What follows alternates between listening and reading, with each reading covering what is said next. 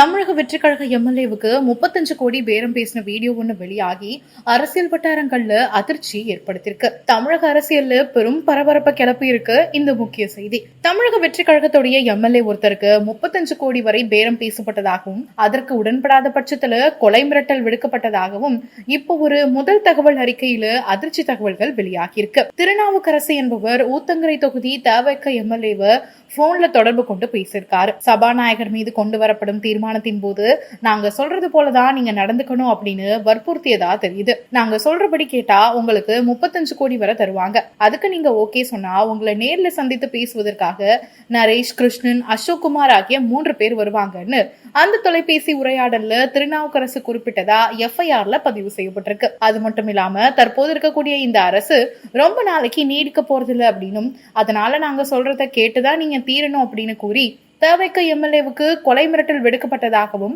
முதல் தகவல் அறிக்கையில மிக கடுமையான குற்றச்சாட்டுகள் முன்வைக்கப்பட்டிருக்கு. சபாநாயகர் தீர்மானத்தை மையமா வைத்து தவிக எம்எல்ஏவுக்கு கோடிக்கணக்கில் பேரம் பேசப்பட்டு கொலை மிரட்டல் விடுக்கப்பட்ட விவகாரம் அரசியல் வட்டாரத்துல பெரும் புயலை கிளப்பியிருக்கு அப்படின்னு தான் சொல்லணும். இது குறித்த உங்களுடைய கருத்துக்களை கமெண்ட்ஸ்ல சொல்லுங்க. தொடர்ந்து பல முக்கிய செய்திகளுக்கு நம்ம சேனலை சப்ஸ்கிரைப் பண்ணிக்கோங்க.